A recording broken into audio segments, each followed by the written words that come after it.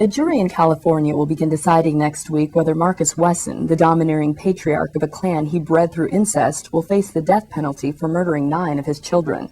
Wesson was found guilty Friday of 9 counts of first-degree murder, as well as 14 counts of raping and molesting 7 of his underage daughters and nieces. The jurors wrestled with evidence for more than 2 weeks since deliberations began June 2nd, ultimately deciding that Wesson was guilty, even though the government didn't prove he personally pulled the trigger when each of the victims was shot through an eye. Many of Wesson's surviving family members still support him, and stifled sobs as a clerk read the verdicts. Wesson remained quiet and still.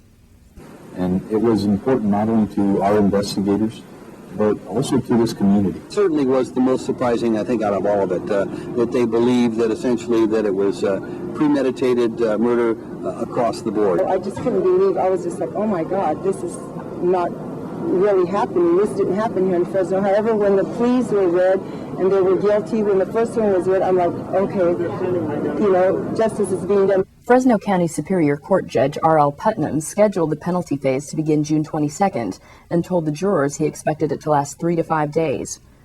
Wesson's defense had largely conceded the sex charges since DNA testing showed Wesson fathered the victims.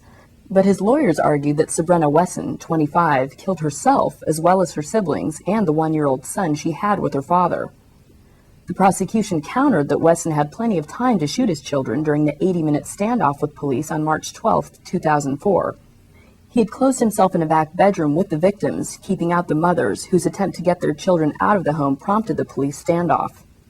The verdicts bring some closure to the worst murder case ever seen in this agricultural town in the heart of California's Central Valley. Even police were horrified by what they found when they finally entered the rundown home in East Fresno. Wesson talked with officers for about an hour at the front door, then went into the back bedroom.